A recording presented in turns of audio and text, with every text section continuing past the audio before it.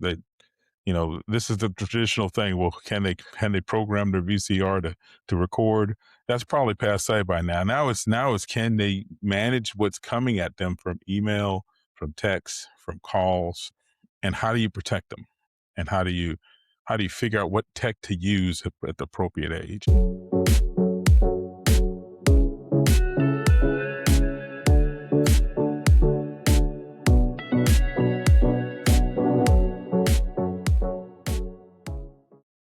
Good afternoon, Mr. Clark. How are you?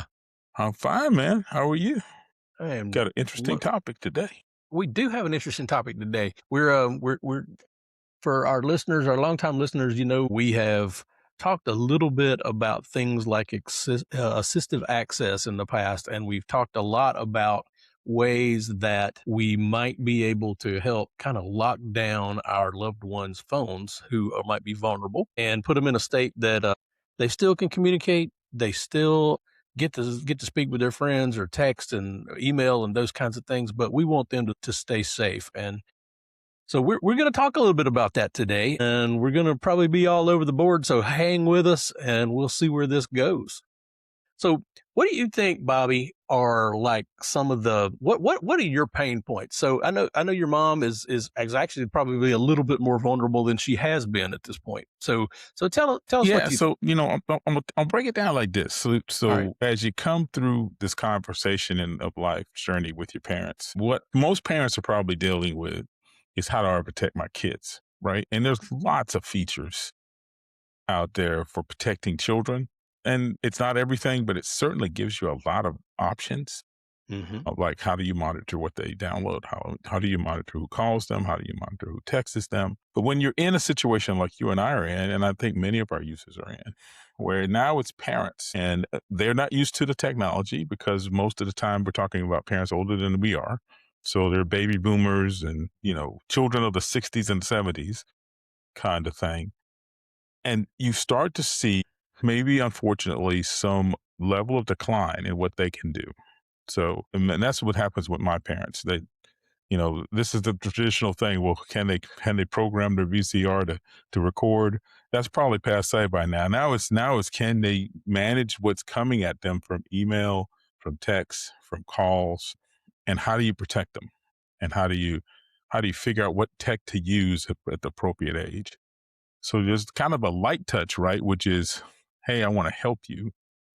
And I think a lot of the remote control kinds of processes that are out there are good for that. And we talked about some of them like TeamViewer, and Apple's built into remote access, and so does Google and a few other items. And I don't want to rehash all of that because I think there's probably things that have a better take on that. But you get into it first like that. Okay, they call you up, they can't print. You at least want to look at their screen and say, click that button, move this item, do that thing, right? But as you get further along on your journey, sometimes your parents need more than that. So now you have to go into not just I want to help you when you have the problem. I want to prevent you from having the problem, right? Right. So how do you prevent people from scamming them? How do you prevent people, the scam calls, the endless, Medicaid Part A, Part B calls that you get? How do you manage that piece of it and give them an ability to get to where they need to be, whether it's playing music they like to hear, or whether it's telling them that text that they got is dangerous and they don't need to read it, they don't need to look at it. Yeah. And do it in a way too It that respects them. Yeah. respects them, respects their privacy best you can, hmm and keeps their autonomy. And just like you said, respects them. And so you could jump to well, I'm going to treat my parents like a kid and put them in kid mode and give them things that they can do. And certainly there's times where you may have to do that. Right. So my mother is in a situation now where she's rehabbing from a stroke. And so she does not have the dexterity or the capability to manage an iPhone or an Android phone in its full glory. So there's a great program that you and I have recommended a lot called Selective Assistive Access that can allow you to give your loved one the pieces of the phone that they can manage and maybe scale them up. So whether that's just limiting calls and music, or now you put in things like text, now you have a simpler interface so they don't have to navigate all the icons and and normal kinds of interfaces you see on a phone. You can make it very simple. So you may have to do that. And Apple has been really good about expanding assistive access features to give you a lot of calls on that. And we have talked about that a little bit. And I know my mom and my father-in-law are on phones right now where we are managing that. And my father-in-law can do a lot more than my mom can right now. So yeah, that has to be managed physically. You have to get the phone and do certain things, turn it on and run it. It's not the same as guided access, which I know also exists on the Android phone where you lock them down into one application. Gives you a simpler interface. That's more of like a thing for a 4-year-old who's in the back seat watching Yeah, YouTube well, watching YouTube videos while you're driving. You don't want them to get out of YouTube by accident. yeah. So, yeah. So you can certainly use assistive access for that too. But Mhm. what you want to do with this is give them an environment that they can live in and not get in trouble. But the other thing that I assume we'll talk about a little bit in this podcast too is that there are other applications out there that do more than that, that allow you to monitor websites, media, text calls, location tracking. They're cross-platform, and some of them are paid, and some of them are free. So Mhm. we're going to put some information in the show notes about some of those options. I know we're going to talk about a few of them that are out there. Maybe the top 3 right now are something called Bark and something called, I'm going to call it Custodio, but everybody makes up a name and you don't know how to pronounce it. So we think it's Custodian. So we think this is Studio, Custodian maybe. or Yeah. something, a flavor of that. And Back Mobisip, in is that a different one? Mobisip? That's an odd name Mosip, too. Mosip has got, and actually Mosip is aimed after a law in the U.S. that actually added features for parents to do this. It said that manufacturers have to offer these things. So it attempts to try to address that law. So it's named after that. So Mosipi or something like that. Yeah. Yeah. And then there's the big We'll ones, buy it. Apple Screen Time and all the family access kinds of things that are built into Apple, and I think Google has something similar, Google Yeah, Family called Link. Google Family, and it Yeah. does the same thing. It's a moderate. Those two are moderate versions. But they're free. Yeah, So for sure. yeah, we got a lot of information that we're going to try to decipher through and talk through. And we may not do it all today, but we wanted to No, kinda because give you an it's a idea of big where we're subject. going with this. So just to kinda lay it out for you, Bobby and I were having breakfast the other morning, as we do, once a week, we try to get together early in the morning and have some breakfast, and we just talk about everything. And this subject came up, and the thing that we kinda came down to is Apple, since we're Apple guys, we're gonna talk a lot about Apple. Apple does a lot for us, but they do about 80% of what's needed for a caregiver. And, and we think that it would be really nice if we could get Apple's attention somehow and maybe see if we could talk with them about bridging that other 20% because there's a lot that could be done that wouldn't violate Apple's policies and make it insecure if we did it right. So that's some things we're going to talk about today and kind of play with the ideas and where we could go with that. Yeah, yeah. So I invite you to start looking at that. If you're in a situation where that is becoming a need, you could experiment on your own phone, right? And there's usually ways that you could put it in and out of of a limited mode and an unlimited mode. So but now be careful. Don't forget passwords. Don't lock yourself out. Then you can't get out of what you're dealing with. Turn your phone into a simple grandma phone forever. So you need to write that password down, manage that well, let somebody else know what that password is, use something common. I think it's like a 4-digit key on the Apple side, and I think it's very similar on the Google side Yeah, to pretty get you in similar. and out of it. Just a quick little pin. A pro tip I'll just throw in. Mhm. When you start experimenting with these kinds of things, passwords and passcodes for your loved ones probably are a bridge too far for many of them. We have learned, both of us have learned, we started off with passcodes on these modes, and then we ended up saying, nope, we're going to take it away. Because at the end, it becomes a conversation of how you type in the password and not how you do the function you want to do. So I'll just tell you right now, if you're starting on this assistive access journey, on this limited phone access journey, you need to really think about, do you really need a password on it? And I'll say this, as a security guy, I normally always say password your phone. But in this particular case, since you have a password to get in and out of the system itself, this is okay. It's all right, right? You've already limited it to phone and music. Believe me, nobody who wants a phone is going to steal a phone in assistive access. Not a They thing just they ain't can gonna do. do it. They're just not gonna do it. That's right. um, we done that work for you. Skip to the end for you. You know, if you're in assistive access, you probably don't need a passcode. Yeah. Probably don't. 'Cause it's, at that point, remembering that passcode to get in the phone for some loved ones is a big deal. They may remember it some days, they may not remember it other days. The whole like, a lot of times it's on older phones with also maybe, like, your thumbprint identification or maybe Yeah, even Face ID. Those are cool, but honestly, if you're in this situation and you have things locked down properly, you don't need that. So, yeah, that can be a bridge too far, like you said.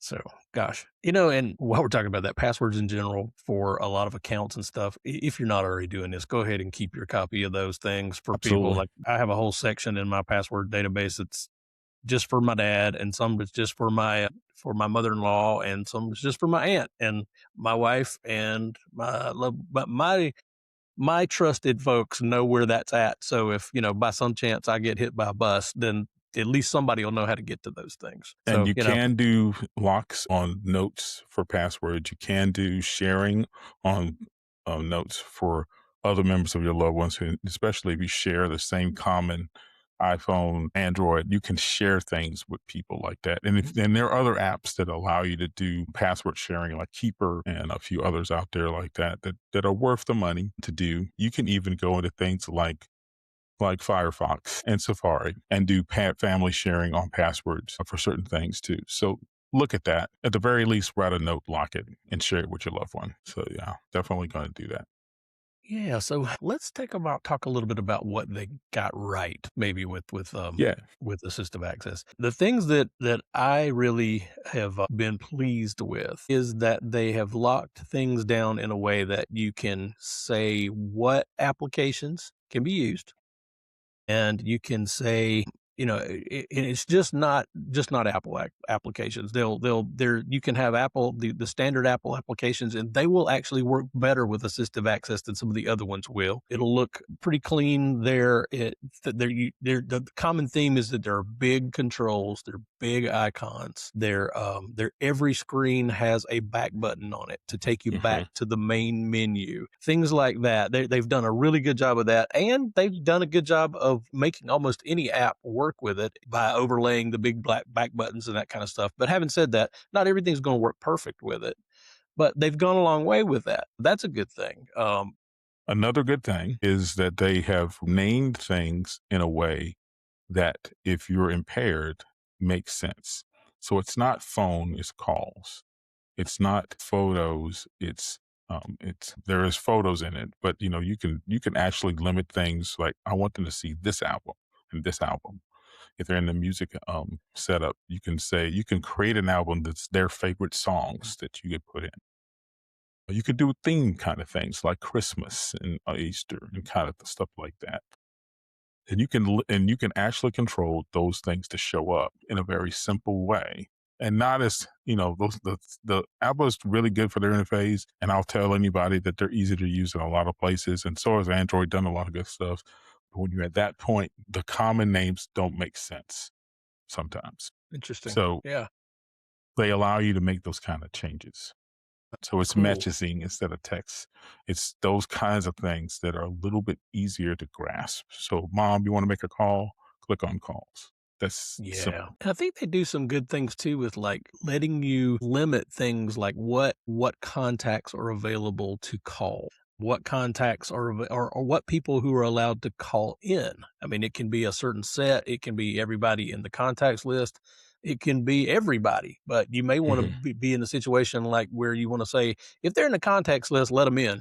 But if they're not in the contacts list, don't let them in. Send them directly to voicemail or don't even show up in voicemail for that matter. I think you can do that. Just block the calls. The other thing that's really nice about Apple phones, and I think on Android too, is when using something on Apple called Focus, you can actually decide when calls happen. So you Mhm. can schedule something. Like you can say that in this mode at night, say from 7 p.m. to 7 a.m., no calls can go through except for the people you allow. So yourself and a few others. So there are some neat controls there to allow you to schedule access. Is it everything I want? No, but it goes at 80%. And you certainly say my mother's doing therapy in the morning. I don't let anybody call her in the morning. Yeah.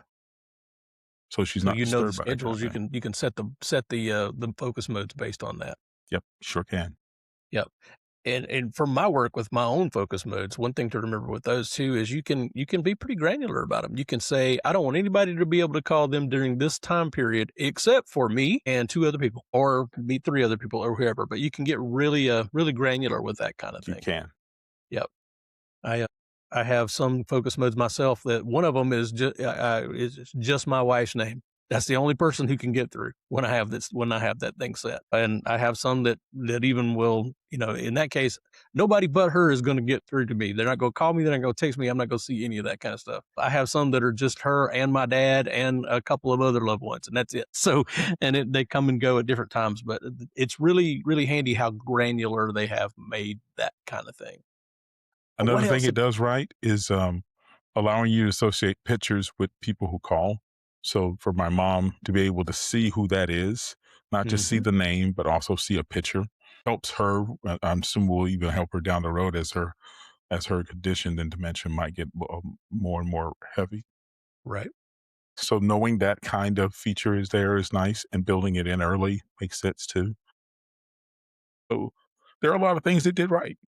Yeah, they did. And, you made me think about the photos and the big contact names on there. They made this for, as I recall, they made this for vulnerable people, people who might have a cognitive problem. They may not have good motor control. They may not have good vision, possibly. There's some things like that that they've built this far, but it's not where I'm going with this is just not just for cognitive stuff too. Like I have an aunt who is perfectly fine cognitively, but her vision's pretty bad. So there's the being able to have large icons and large photos of people to be able to call them and big text in in their messages and things like that. That's a godsend, Yeah, it is. Yes. And you can grow into this. You can do a fairly unrestrictive assistive access for people who are just beginning this journey, but just want it a little simpler to when you get to a point where, okay, now the only thing they really can do is click on the button and do one or two things. Yeah. So, and you can try it on your own phone to see what it's like. So now, Makes me think do we too. need to get into what they didn't do well? Because it's Yeah, already well popped in well, my head. we came from a, management background where we like to do Structure walkthroughs. things like where we like to call pluses and deltas. Yeah. So, the pluses are things that they did really well, and deltas are things that we would change if we could to Yeah. have them to do better. So, go for it. What's your first one? What could My Apple do better with? first one is the daily maintenance behind it. So Okay. every month when I put things in assistive access, I have to go to it every month and clear out all the unwanted calls and do all the updates and unread the messages that come through. And there's no way for you to do that remotely. You You can't have clean to it up remotely. you can't clean that up. So you have to get to the phone every month, in which, if you're visiting your loved ones, not that hard to do. But it would be really nice if I could not have to wait a month to get all those calls. Oh, Yeah. their favorite cousin from down in the back has called 20 times. He's not on our list. Oh, we need to recognize or put them in the list. Be nice if we could pick that up early. So Yeah. there's stuff like that that I go, I wish we could have that. That would be nice. Yeah, I could see that. Other things I think I would enjoy, and if I recall right, I don't know that FaceTime screen sharing is available in assistive No. access, and that would be really handy to be able to even in its simplified mode to be able See what to they're looking take at. over their screen from remotely and show them how to do something or look at what they're trying to tell me and understand what's going on their screen. So yeah, I think that is one that they could add. I know they can do it, because their Apple's own tech support can do that. It's not that difficult to do from a Yeah. technological standpoint, but I know they worry about security, and they only want Hmm. certain people to be able to do that. So, yeah, I get that, but I think that's something that they could do in in a measured way that would not necessarily go past the security guidelines that they have in place. Yeah. What's your next one? So my next one for things I wish that we could do. I'm trying to figure out how to say this particularly well. Their interface is not as quite fluid as I would love it to be. So Mhm. there are a couple of things about the clicks that aren't natural. That if you haven't used it before, that's why I strongly say to you, try this first. Make sure you understand what it's doing, so you can explain it to somebody else. So there are colors that don't match, like all the phone calls. Typically, we get this thing with phone calls and FaceTime audio. If you're not careful, you can put this in a situation where it's doing FaceTime audio all the time Mhm. instead of making the actual calls. FaceTime audio is great. It's got great bandwidth. But if you're on a limited plan, on a limited access, it's not the thing you want to do. It's going to eat up your data. So, how do you make it so you could do one or the other and a little bit more clear about what you're doing? So, Right. if it's a green button, then it's the phone. If it's some other color, then it's the FaceTime. They're Mm. not consistent about that. I wish they were. Yeah.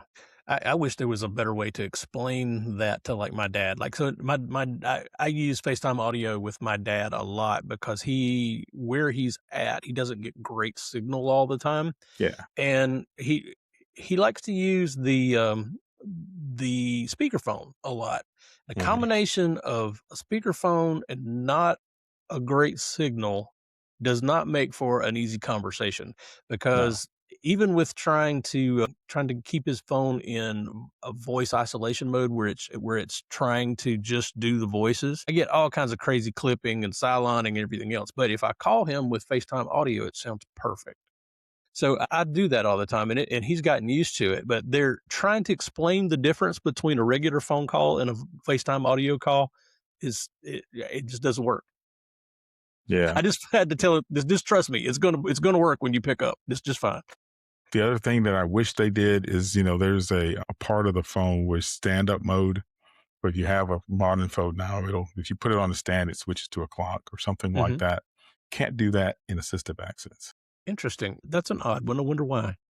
They're probably trying to simplify it. I guess I get it, I guess so. but it would be nice if I put it on its stand and if it went back to a clock. And so you either have to, if you want that feature, you can't be in assistive access to get it. I wish Sure. that they would bring stand up mode to assistive access. That would be interesting. That would be really handy. And it could be in a more accessible Yeah. form than Maybe what it's it is only now. maybe you can lock it down to a couple of things where they don't have as many choices. Yeah. But, You get one clock face and you get one calendar look. And yeah, that's what you get. or you can set it that way. Something Yeah. like that. Yeah. That would be nice. So one of mine is like being able to allow a trusted person to be able to do these things to their phone. So, Apple's got this concept of a legacy contact, and that's an Apple user that you can designate who can get into your stuff if you pass away. And this seems like a middle ground here where it would be nice to be able to say, I want to appoint I don't know, like an intermediate legacy contact, not a legacy contact, but a current contact that can have access to my phone. And I want them to be able to do it. And I want them to be able to do this in assisted access mode. I think that kind of thing would be helpful for doing the things like you're trying to do with like managing email and managing messages and managing calls, just a bare minimum. Yeah, It doesn't have to do a whole lot more than that, but it would be nice to be able to appoint that somehow or another. I know there's probably some security things there that would yeah, be hard to get over, but maybe, these days, I noticed the other day I was helping my dad set up an online account for Medicare. He moved recently and we were going in there to change his address. The vetting that you have to do to get an ID.gov account now is pretty stiff. You have to take a photo of government ID, send it up, and then do this funky little selfie situation that you do where it scans your face in multiple ways and different colors to verify that you are the person that's on that government ID that you just sent them. So you'd think with a combination of something like that and the concept of a legacy contact, they should be able to do that and come up with something that would work. So Yeah. yeah, those are some things I wish they would change too. Can you think of anything else? The managing their backup and data is still pretty rudimentary. So Hmm. right now, I do on my devices that you can schedule a backup. I don't think you can do that in assistive access. I think if you're in assistive access, it doesn't back up. It doesn't So back up. Yep, that's worth looking into too. yeah, so that would be nice to get some of those features that you're setting up to protect them. The phone gets damaged or lost, you can do something like that. Lost mode in assistive access is not clear either. I'm not sure what that does. Hmm. So they've lost it somewhere, and I want to ping it. What does that do? Um, Right, right. so there's some men. I know this is going to happen over time. Assistive access is new, and I think it came out in iOS 17, Yep, I something think like so. that. And so I know they're going to add more features, which is we're kind of voicing some of the feature set that we're in, and we may do some things in the background with their feedback modes to kind of tell them some of these things too. But it's a good start. Yeah, Just it really don't is. stop. Keep adding on features to it. Yeah, and I've got a lot of things I want to experiment with, and I'm hoping that as I do those, I can put out some short form stuff for not necessarily just for the audio, but the audio podcast, but for our YouTube channel. YouTube has a great shorts capability where we can do short form video and we can show you some of this stuff as we do it. So I have this concept of a plan right now Hmm. of diving into the details on some of these assistive access things and producing some videos on it because basically I haven't found any good ones out Yeah. there. So if you can't find them, then maybe there's something that you need to do, and then that's what I'm going to try to do is come up and kind of fill that void a little bit and see if we can help some folks with that. Oh gosh, I'm trying to think of anything else that we could really wish Apple would do, but I think we've covered a lot of it as it is right now. You got any other input for today? Dream features, Dream integration picture. with calendar. So I All can right, go block ahead. off certain things and say she's at a doctor's appointment or something like that so my family who calls in thinks that something is wrong because mom won't answer the phone during those hours I've set or is doing something. I would love for that to be a lot more reactive. Like, the dream of the Google thing answering and said, they're not available right now. They're in therapy. They're not available right now. They're at a doctor's appointment. That would be cool if we could It get seems something like like that that. that's doable kinds of things. They just kinda have to figure out how to do that They in a just have safe to way, I figure out guess. how to do it. Yeah, And, I know Apple Intelligence is eventually going to come and do some more features on the phone. I want to make sure that the assistive access doesn't get left behind in that. Would be right, for nice to sure. see. I get the sense that it's kind of it almost feels like a little side project for them, and I would like it to come to the forefront a little bit more, and I'm hoping that well, no, go ahead and put this out here. If anybody out there who's listening has any contacts at Apple in the accessibility side, let me know or let us know at caretechandtips@gmail.com. We would love to hear from you. Or if you have any wish list kinds of things that you would like for Apple or Google to put in their assistive access sorts of things, let us Tell know. us. Maybe we Yeah, can tell us, we can talk about it. Maybe we can get it in front of them. And I've got some ideas of some folks that I know some people who know some people who know some people. So there's yeah, possibilities that we might could get in front of. we all do. So we're Yeah, hoping to. exactly. If I could get in front of some people at Apple who might pay attention if there is a community out here who is wanting that kind of thing or needing that kind of thing. So any input we can get from you guys, we really appreciate it, and we can forward it on to the people who create these things. Yeah, yeah, Yeah. absolutely. So that's a start. That's a rant from Bobby and I about things that Yeah, we need and first of many. First of that many. everybody needs. Yep. And hopefully we'll have some more of these. But I hope you guys have had a good week, and we appreciate you taking the time to be with us for a half hour here and listening to this. If there's anything that we can do for you, let us know. caretechandtips@gmail.com. And other than that, Make you got sure you anything else? subscribe and hit the notify thing if you're on YouTube, just Yeah, to absolutely. give us some feedback on what you're hearing and what you think might maybe need to hear to improve. So yeah, we're growing in this too, but I think there's some really good starts to make you excited about what you can do. And obviously, what we want to do is give the best environment to our loved ones. And just to say it again, we're growing internationally. We're seeing a lot of international listeners out there, and we really are excited about that. Honestly, it's Yeah, very cool. yeah.